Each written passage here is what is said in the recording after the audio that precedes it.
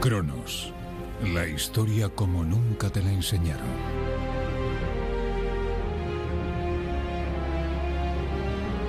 Buenos días, un martes más a este espacio en el que la revista Cronos nos acerca cada martes a la historia, de una forma cercana y lejos de aburridos formalismos. En el episodio de hoy, de Víctor Peña Abejón, hablaremos de cómo los guerreros justifican el acto de matar a otra persona. Hoy, en las historias de Cronos, códigos de honor, cómo ir al infierno y volver, sin convertirse en un monstruo. El autor del artículo es Víctor Peña Abejón, la voz la pone Marta Lara.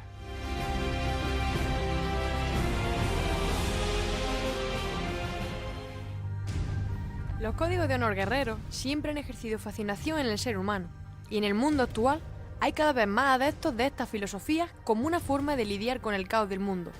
Pero, ¿cuál es la función de estos códigos?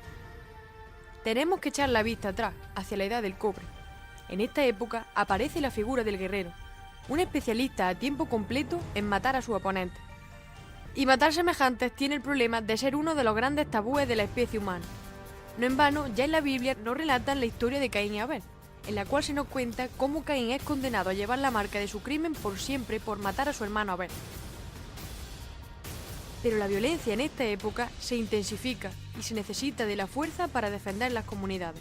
Así que, camuflado entre leyendas en los versos de poemas épicos o en las descripciones de héroes mitológicos, una serie de conceptos se van transmitiendo generación tras generación entre los miembros de las castas guerreras, que forjan así una mentalidad específica. Asociado a ello, también aparece una serie de ritos de tránsito necesarios para ser miembro de estos grupos. Dichos conceptos se codifican en una serie de exigencias éticas que debían ser cumplidas. Lo interesante es que no eran impuestas por la sociedad, sino que eran autoimpuestas por los propios guerreros. La prueba consistía en que si alguien del grupo rompía el código, normalmente era castigado, o bien mediante la expulsión, o incluso podía llegar a ser castigado con la muerte. Se trataba de exigencias tales como, por ejemplo, tener piedad cuando se pedía, defender a los débiles, no atacar sin avisar al oponente o usar un tipo de arma concreta. Normalmente solían ser armas de combate cuerpo a cuerpo. Podemos pensar que estas restricciones, más que ayudar al guerrero, podían poner trabas a cumplir su objetivo, que era acabar con el adversario. Bueno, pues toda esta serie de normas en realidad tenían mucho sentido, y es que ir a la guerra y matar tiene un terrible impacto en la mente de las personas. Por lo tanto, los códigos de honor tenían como parte de sus funciones mantener la cordura de los guerreros. Cuando una persona va a matar a otra, se desencadena una serie de procesos en su cerebro para asimilar este hecho. Es decir, pasa por una serie de fases. La primera fase tiene lugar cuando se da cuenta de cómo está situado, es decir, de que se encuentra en la zona de guerra y frente al oponente, y que tiene que tomar la decisión más importante del momento, pelear o huir. La segunda fase suele ser el acto de matar, sin pensarlo. Los combatientes están entrenados para ello y acaban con su adversario sin darse cuenta. Una tercera fase sería la sensación de euforia al vencer. Esta es la fase más peligrosa, pues aunque suene horrible, en algunas personas se vuelve una adicción, es decir, se crean auténticos asesinos en serie. La cuarta fase es la de remordimiento.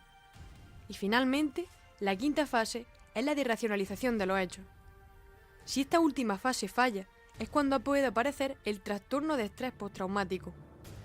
Además, hay factores que agravan este proceso, como es por ejemplo el tipo de arma que se emplea. Generalmente, las muertes con arma blanca son mucho más traumáticas que las que se llevan a cabo con armas de fuego.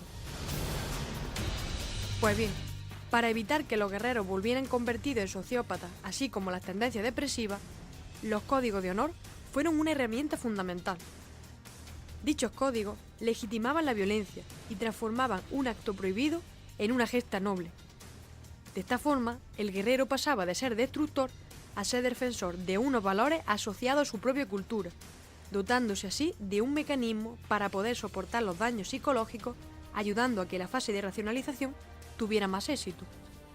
Otro de los efectos del código de honor era el de dotar de conciencia de clase y unidad a la casta guerrera.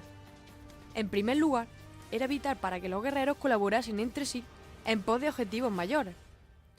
Al darle un sentimiento de grupo, también serían propensos a abandonar el individualismo y respetar la jerarquía.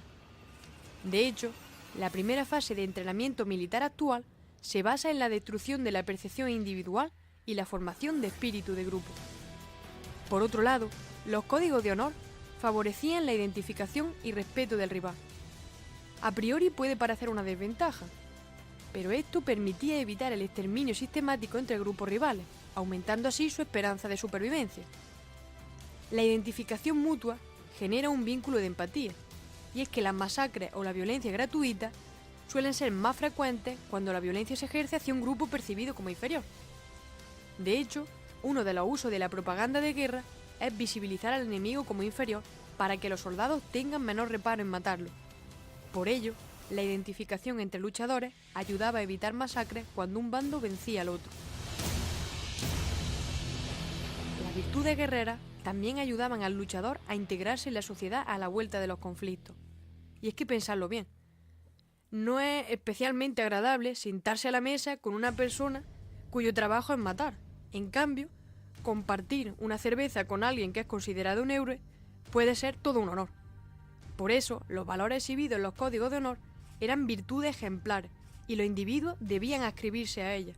Así, a la vuelta a casa serían ejemplo a seguir, hombre ideal a lo que imitar, no asesino sanguinario. El mejor ejemplo lo encontramos en la vuelta a casa de los soldados americanos de la Segunda Guerra Mundial, a los que se le conoce como la mejor generación. Si comparamos a estos con los que volvieron de la guerra de Vietnam, que eran llamados asesinos de niños. Por tanto, cumplir los preceptos es la diferencia entre la integración y el ostracismo social. En resumen, los guerreros son poseedores de un enorme poder, ya que están legitimados para arrebatar vida, pero también para salvarla. Tomarse esta responsabilidad a la ligera puede llevar a que pierdan su humanidad. Por ello, la guía de los códigos de honor es una de las pocas barreras que evita que los héroes de los relatos se conviertan en los monstruos sanguinarios de la historia de terror. Son la diferencia entre el guerrero y el asesino. Cronos, la historia como nunca te la enseñaron.